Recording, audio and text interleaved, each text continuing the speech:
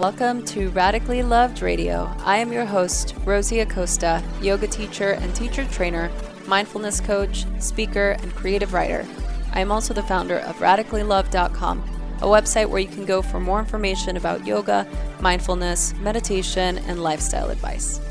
On this podcast, we talk to people within our health and wellness community that are creating content through the ritualistic practice of yoga, meditation, or overall mindful living. We hope to create value in your life so that you can achieve your highest potential and live a radically loved life. To stay in touch with us, just follow me on Instagram and Twitter at Rosie Acosta and on Facebook at Radically Loved Rosie. You can sign up for our newsletter on radicallylove.com to stay up to date on future workshops, retreats, and latest podcasts. Hey everyone, welcome to another dose of wisdom nuggets. I thought that for this episode, I would just compile 3 of my favorite episodes of things that I felt really embodied what the Radically Loved community really loves. And so it combines different elements of mind, body, and spirit connection. I thought that I would share some of my most memorable moments with 3 of my favorite people, guests. The first one is Tracy Stanley. The second would be Marco Borges, and the third is Ethan Nectarn. Here are some wisdom nuggets from these 3 incredibly powerful wisdom teachers. I feel like having a practice, whether it's a 5-minute practice or an hour-long practice, just a commitment to do something every day is so important because it builds your discipline. And it builds your willpower, and it expands your capacity. And if you don't have those 3 things, I feel like that's when we start to feel like we're not in balance. That's when we start to feel lost, and that's when we start to feel like we don't have the tools to be able to push through when we actually need to be able to push through. Yeah. And I think that it feels like there's this idea that you have to have 90 minutes of practice, because we all kind of grew up doing yoga in yoga studios with an hour and a half long classes. And that if you don't have time to do an hour and a half, or at least an hour, that somehow it's not worth doing, then you shouldn't even start. And honestly, all you need to do is just a couple of down dogs, a few chakravakasanas, connect in with your breath, connect in with an intention. And if that takes you 5 to 10 minutes, then that's enough. But it's the idea of connecting to yourself, like having some sort of practice every day that allows you to connect to you, not to your thoughts, not to the opinions of the people around you, but to what's happening inside. And I don't think we have enough opportunities to do that because we're so busy all the time. I mean, this life that we have right now with all the technology and connection, and good connection in different ways, but it keeps us from actually exploring our internal landscape and being able to know what's really happening inside of us. And so when we don't pay attention to that, something winds up bubbling up that catches us by surprise. And then we don't know how to deal with it. We feel like we don't have the tools. That's my experience anyway. Yeah, I would agree with that. I think that the moments in my life when I've experienced those bubbling up moments have been when I'm not really steeped in a practice, right? It's like I've kind of half-assed it. Right. It's like I'm just going through the motions, right? Yeah. And I notice that when that happens, it bleeds into the rest of my life. All of a sudden, I start to get irritable, or I start to feel overwhelmed, or I start to feel like all the things I need to tackle, they become so big. And it just really creates a lot of dysfunction, I think. I totally agree. I feel like it works in 2 ways. It's like when you have a consistent practice, even if it's the 5 minutes a day, it's cumulative, right? And so those 5 minutes adds on to the next 5 minutes and to the next 5 minutes. And you actually have this storehouse of like peace and stillness that you can tap into at any point. But the reverse is also true. So when you stop listening and you stop giving yourself an opportunity to check in, all of those things that you're not listening to start building up and start piling up. And then when that thing starts tumbling down, it really feels, or you take a moment to see it for whatever reason, then it's like this overwhelming mountain that you're like, oh my God, what am I going to do now? And, you know, yoga gives us tools for all that stuff. And we've all been there. That happens. And then you're like, oh, it's already the 5th of the month. I'll start next month. Oh, it's already May. I'll start, next year. Or I'll start on Monday. I'll start Monday. I'll start next week. I'll start, tomorrow never comes. Yeah. Don't put it off for tomorrow. Tomorrow never comes. Tomorrow's always tomorrow. It's not today. So just stop, think about it, and say, you know what? I want to take control of my health. I want to be in the driver's seat, because it's much more important to understand what you are doing to continue to stay healthy or to become healthier than it is to understand what you need to do once you're already sick or once you're already on pharmaceutical drugs, which become like a subscription service, right? It's the most evil subscription service on earth. You wind up getting on a drug and then you're like, oh my God, if only. Well, don't wait till the if only. And if you're already on pharmaceutical drugs and you want to get away from them, you can.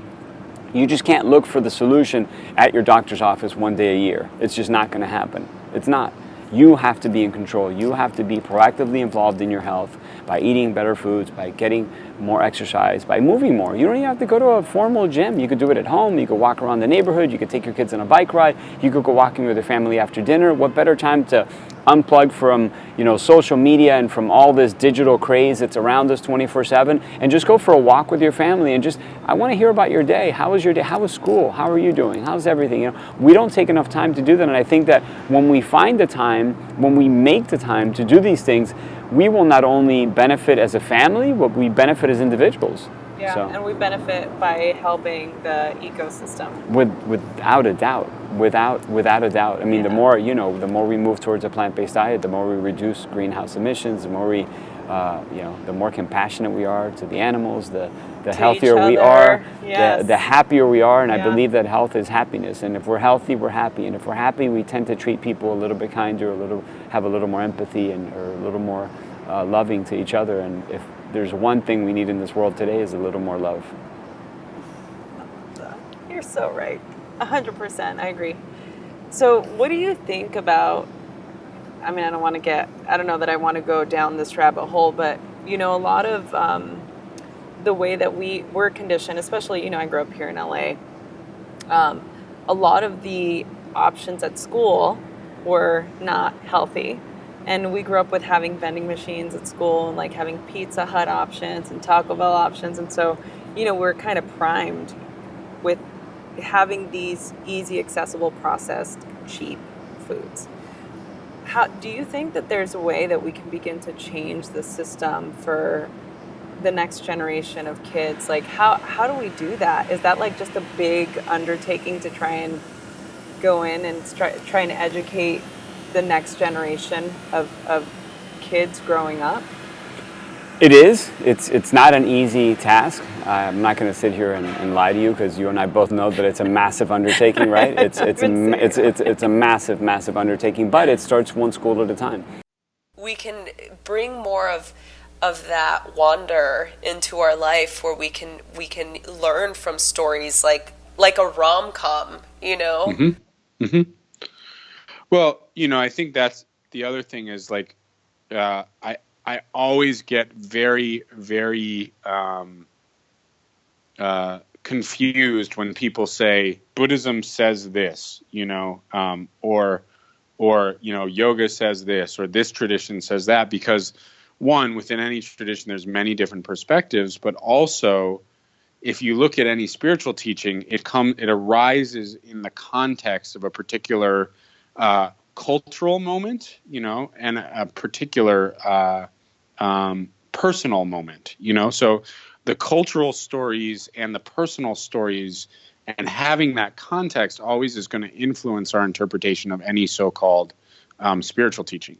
So for example, with Buddhism, to understand that the reason the Buddha first talked about suffering, rather than first talking about joy, for example, is because he was talking to these, spiritual ascetics who were literally starving themselves, and he wanted to just acknowledge their struggle first, So there's an actual story behind the teaching on the Four Noble Truths. It's not just this thing that is, written on a tablet somewhere. It's there's a conversation going on, and so our pop culture kind of creates that conversation, and you could say that the way the Buddha's story is told is changes based on who's telling it.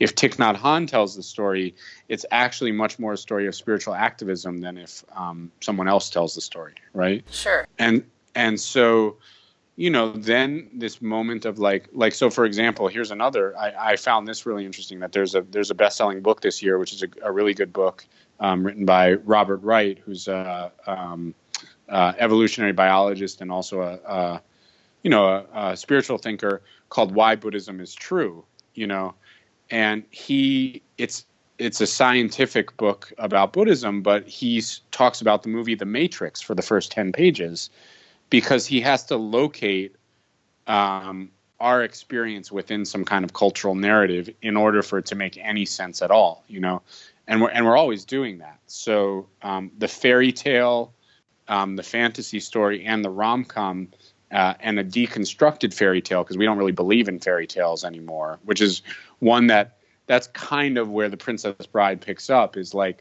it actually reconvinces a grandson who's romance is stupid and fairy tales are stupid, to actually believe in fairy tales again, right? So it picks up at a moment where we're we don't actually even believe in our own stories anymore, and reinvests us in the story, which is a very good narrative for the modern moment. And so that kind of ironic narrative, I don't think it's just my late Generation X generation, or it's the hipster generation or whatever, but that's a really good narrative to use as a starting place to look at how we mindfully engage relationships. It's let's start with this. We don't believe in fairy tales anymore, so what are we going to do about it? How are we going to work with relationships in that space? So there's always a personal story and there's always a cultural story, and until you understand those two, whatever the teachings are, whatever the instructions are, they're not going to make a lot of sense, And people, the other thing is, people are going to feed whatever the list of teachings are. People are going to feed them through their own personal narratives and cultural narratives without knowing they're doing that, Yeah, and I think that, part of my question, just because we need to utilize these types of stories or metaphors or ways for us to relate to them in a way that we find compelling or important, right? Yeah. So, what's interesting to me, especially coming from the yogic tradition and studying Tantra and studying Vedic texts, that different things are translated, and, certain teachings perhaps get translated in a way that we can understand them. Do you think that we lose the depth of the meaning or of the teaching because we've translated it so much? Does that make sense? Does this question make sense? Yeah, completely. I mean, the translator has all the power. Yeah. I know I don't read Sanskrit or Tibetan, but I know, at least in transliteration, a lot of the words. I remember, I speak kind of decent Spanish, and studied some Complet in college, and I remember reading a book of Pablo Neruda's poetry where it was in translation. So one page was the Spanish, the other page across was the English, and they even chose to translate the same word in different places on the same page differently into English. So that person who's making that choice obviously has a lot of power, and the person who chose the word suffering, for example, the one that I just used for dukkha, rather than dissatisfaction, right, or a feeling of offness. One, suffering is a Christian word, It's an English word, but it's a word that's used in relation to a certain Christian experience. So there's the person who's doing the translation, if they're just doing an academic translation, is going to have a lot of power. And then the other translation is we have to translate it through our experience, which means translating it through our stories, and then something like suffering might come alive a little bit more, and you say, oh, it doesn't mean I'm like in pain all the time. It means something feels off, or there's some sense of misalignment with my own heart or experience that needs to be worked with. And you have enough experiences through your personal stories of like what that quality of brokenheartedness or just feeling burdened in some way feels like. And that those experiences are going to come to life through our practice, and they're going to come to life through stories we tell.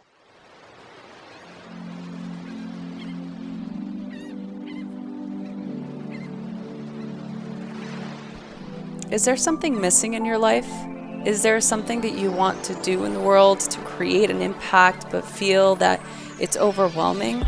So many of us walk through life feeling unsatisfied, overwhelmed, tired, and desperate for a deeper connection, but don't quite know how to achieve the things that we want in life. Join us this spring at the Dunsky Castle in Scotland for 7 days of yoga, meditation, and yoga nidra, all focusing on finding your life's purpose.